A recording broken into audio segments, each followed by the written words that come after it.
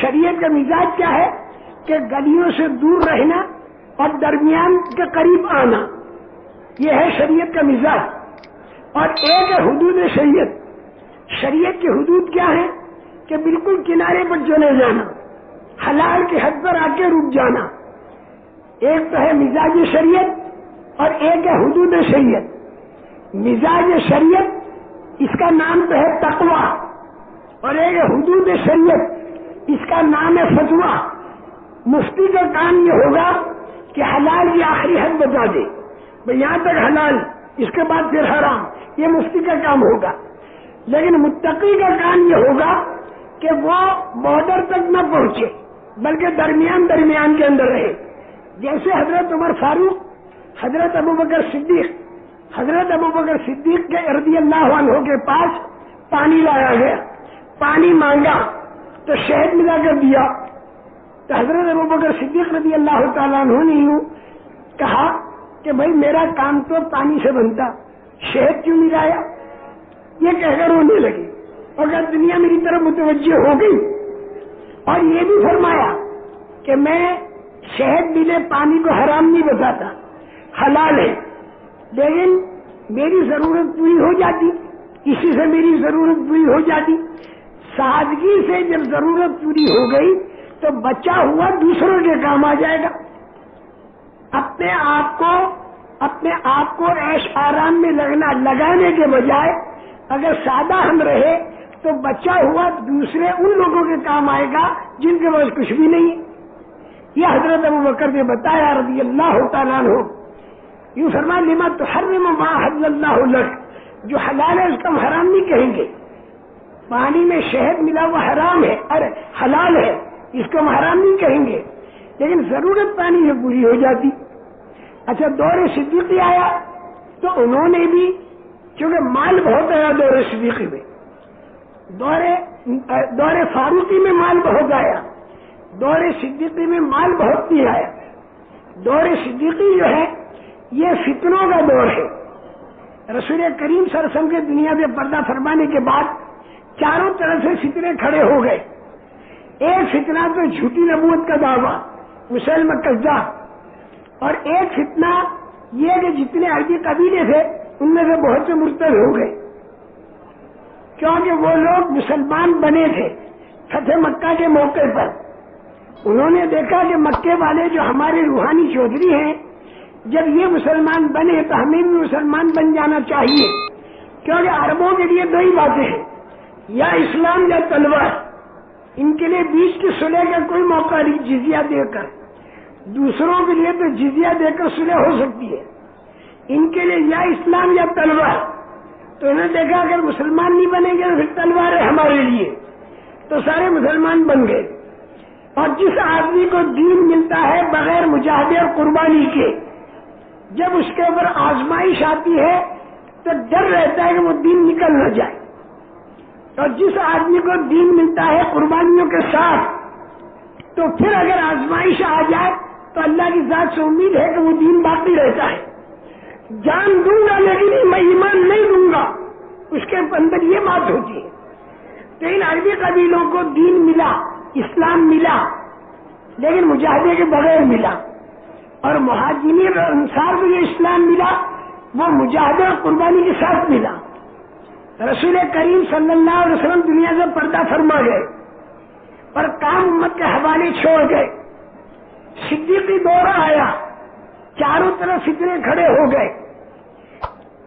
بڑی بڑی طاقتوں نے طے کر لیا کہ اب مدینہ منورہ کو تہس نہس کر دو اور یہ مسلمانوں کو ختم کر دو.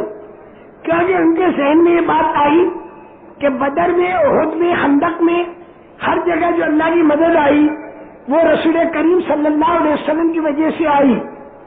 تو جن کی وجہ سے اللہ کی مدد آتی تھی وہ تو قبر میں چلے گئے، تو اللہ کی مدد بھی قبر میں دفن ہو گئی.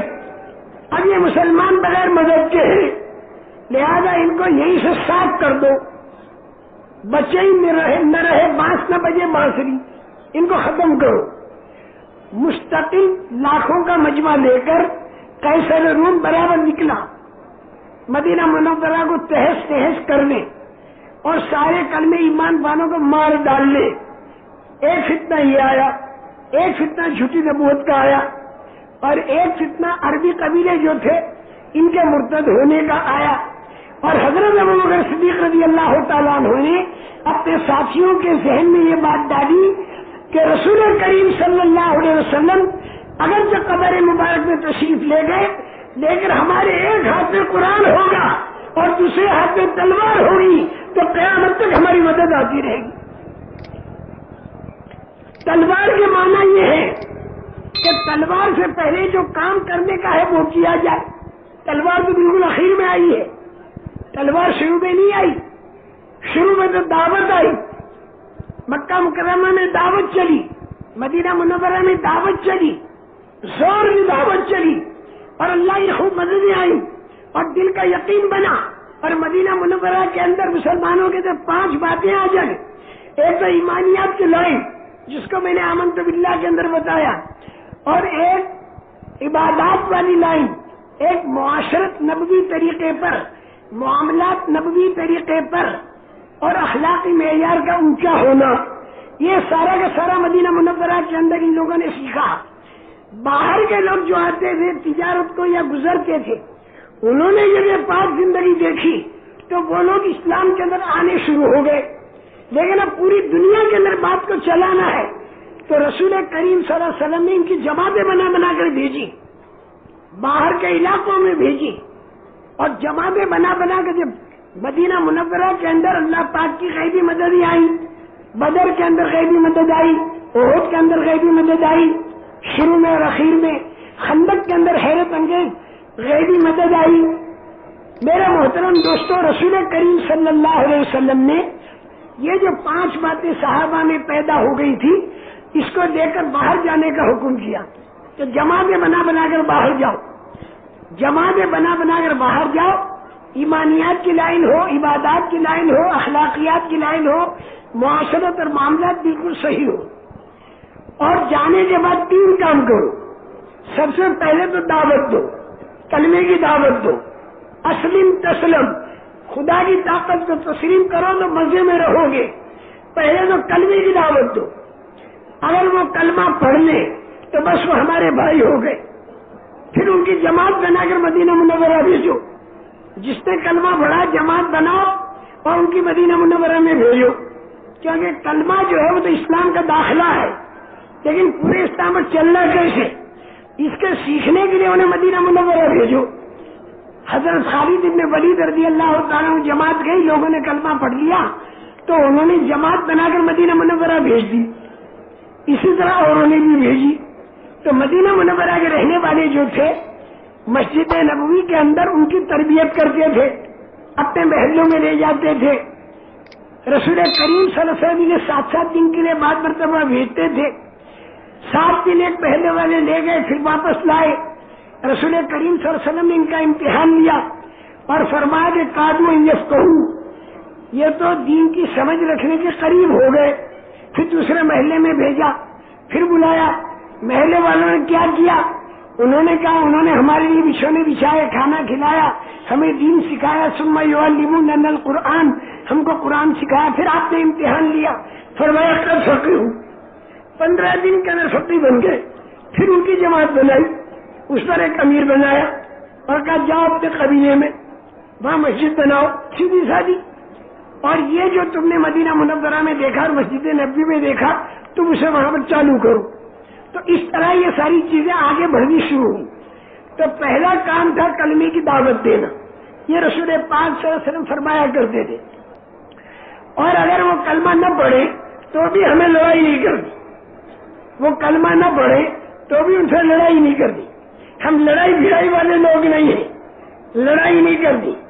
ہاں ہتھیار لے کر جانے پڑتے تھے، اس لیے کہ عرب لوگ جو تھے ان کے اندر مارنا، پیٹنا، ڈاکہ ڈالنا، قتل کرنا ایک عادت تھی، تو اپنے بچاؤ کے لیے انہیں ہتھیار لے کر تو جانا پڑتا تھا انہیں، لیکن لڑائی کے لیے ہتھیار نہیں تھے، اپنے بچاؤ کے لیے تھے۔ پہلا کام تو کلمے کی دعوت، اگر وہ کلمہ نہ پڑھے تو بھی لڑائی نہیں۔ پھر ان سے یوں کہو کہ جب تم خدا کی طاقت کو تسلیم نہیں کرتے تو دنیا کے اندر سربلندی کے ساتھ رہنے کا تمہیں حق نہیں ہے۔ سربلندی کے ساتھ جو اللہ کی طاقت کو تسلیم کرنے والے ہیں وہی رہیں گے، اور تمہیں سر نگو بننا پڑے گا۔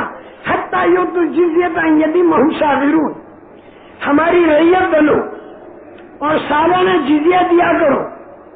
وہ جزیہ اس بات کا لیں گے کہ ہم تمہاری حفاظت کریں گے، کوئی تمہارے پر حملہ کرے گا تو ہم تمہاری حفاظت کریں گے، جزیہ دو۔ اور یہ بات قیصر سے بھی کہی گئی، اور یہ بات کسریٰ سے بھی کہی گئی، یہ بات رستم سے بھی کہی گئی۔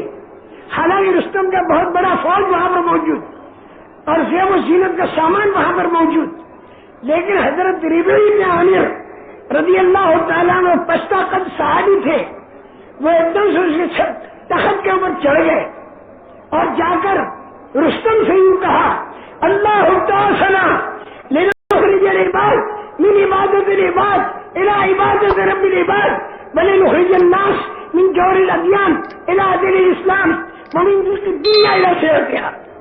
اللہ نے ہم کو بھیجا ہے کہ اس انصاف میں داخل کریں مختلف طریقوں کے ظلم سے، ومن ضیق الدنیا الى سعتها، اور دنیا کی تنگیوں میں سے نکال کر ہم دنیا کی کشادگی کے اندر داخل کریں۔ آخرت کی تو کشادگی ہے ہی، دنیا کے اندر بھی کشادگی آئے گی۔ باوجود ملک اور بال ہونے کے سارے گھبرائے ہوئے ایسے نہیں رہو گے، پھر جب تمہارے اندر دین آئے گا جم کے کہی، اور اس کے بعد پھر 3 باتیں کہی، تم کیا چاہتے ہو؟ ان کا پہلے تو کلمہ، اگر کلمہ نہ پڑھے اور اللہ کی طاقت کو تسلیم نہ کرے تو پھر کیا؟ ان کا پھر ہماری رعیت بنو، سالانہ جزیہ دو اور ہم تمہاری حفاظت کریں گے۔ ایک آدمی پستہ قد کا رستم کو، جبکہ بڑا بھاری مجمع فوج کا کھڑا اور سارا زیب و زینت کا سامان اور تخت کے اوپر کھڑا ہو کر کہتا ہے کہ ہم تمہاری حفاظت کریں گے، اور وہ سن بھی رہا ہے، وہ سن بھی رہا ہے، کیونکہ وہ جانتا ہے کہ ان لوگوں کا ڈیفینس کا کوئی خرچہ نہیں ہے، ان لوگوں کا ڈیفینس کا کوئی خرچہ نہیں ہے، ان لوگوں کی ڈیفینس تو اوپر سے اترتی ہے، جیسے بدر میں اتری اور جیسے خندق میں اتری، ہر جگہ ان کی ڈیفینس جو ہے آسمانوں سے اترتی ہے۔ اگر ان لوگوں کی چھیڑ خانی نہیں کرنی چاہیے ہمیں، اگر ان کی چھیڑ خانی کی تو آسمانوں سے مدد اترنے میں دیر نہیں لگتی، ان کو خرچہ کچھ نہیں کرنا پڑتا۔ یہ لوگ تو بھرتے ہیں لوٹا، کرتے ہیں وضو، بچھاتے ہیں مصلی، پڑھتے ہیں نماز اور بہاتے ہیں آنسو اور مانگتے ہیں دعا، اور اوپر سے ان کی ڈیفینس اترتی ہے اللہ کی مدد، اور وہ اللہ کی مدد ایسی آتی ہے، کھانا نہیں مانگتی، کپڑے نہیں مانگتی، سامان نہیں مانگتی، تنخواہ اور پگار نہیں مانگتی، دکھائی نہیں دیتی، اور آئی اور کام کر کے چلی گئی۔ تو یہ اوپر سے جو ان کی ڈیفینس آتی ہے، اس کا مقابلہ کیسے کی فوج نہیں کر سکتی، اور کسرا کی فوج نہیں کر سکتی، اور دنیا میں کوئی طاقت نہیں کر سکتی۔